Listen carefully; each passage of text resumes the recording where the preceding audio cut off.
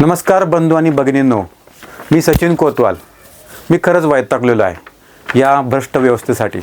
मी लाखो रुपये टॅक्स भरतो. मी एक IT इंजिनियर आहे आणि माझ्या पगार हातामध्ये यायच्या अगोदर लाखो रुपयाचा टॅक्स कट होऊन जातो.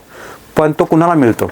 तुम्हाला देखील, ज्यासाठी हा टॅक्स कट केला जातो किंवा माझ्या हातामधनं कमी केला जातो आणि जनतेला मिळायला पाहिजे त्यांना देखील तो मिळत नाही. समाजासाठी काहीतरी करायचं म्हणून मी NGO खोललं आणि त्याच्या माध्यमातून तुमची मदत करायचा प्रयत्न केला. पण ती मदत तुटपुंजी आहे, ती तुमच्यापर्यंत ती पुरेशी नाही आहे आणि म्हणून मी राजकारणामध्ये आलो आहे. या नगरपरिषदेच्या नगरसेवक इलेक्शनसाठी उभा आहे. परंतु आता परिस्थिती अशी आहे की बाकीचे जे लोक आहेत ते लाखो रुपये कमवतात, 2 नंबर धंद्यामधनं वेगवेगळ्या मार्गाने कमवतात आणि त्यांच्या खर्चाच्या प्रमाणामध्ये मात्र मला वाटतं कुठंतरी तेवढ्या प्रमाणामध्ये खर्च नाही करू शकत. कारण मी नाही पैसे वाटू शकत, मी नाही प्रमोशनवरती बऱ्याच मोठ्या प्रमाणात खर्च करतो आणि म्हणून मी आज तुमच्यासमोर आलेलो आहे.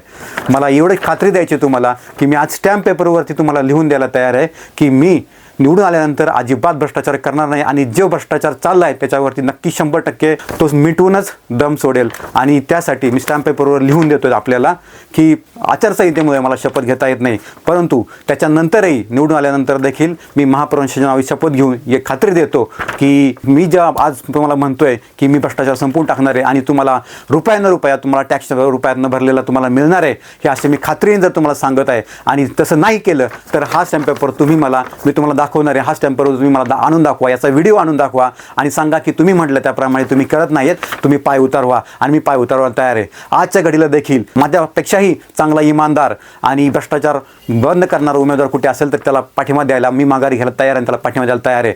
पण आत्ता तसा एकही उमेदवार आपल्याला बघायला मिळणार नाही. मी एकमेव असा उमेदवार आहे. कुठेही चौकशी करा कसा आहे की हा किती इमानदारीने काम करतो, एक रुपयाचं कुणाला फुकट देत नाही आणि फुकट कुणाचं घेत पण नाही. अशा पद्धतीने माझं आत्तापर्यंत जीवनमान राहिलेलं आहे. आणि त्यामुळेच मी आता आव्हान करतोय सगळ्या जनतेला, ते या भागातील जनतेला, की आता यावेळेस कुठल्याही बोलतापांना बळी पडू नका. आणि यावेळेस मात्र झाडू, जो पक्ष भ्रष्टाचार नष्ट करण्यासाठी जन्माला आलेला आहे त्याच्यासाठी आणि त्याच पक्षाकडून तिकडे घेऊन लढतोय आणि तुमच्यासाठी, तुमच्या हक्कासाठी नक्कीच साथ द्या.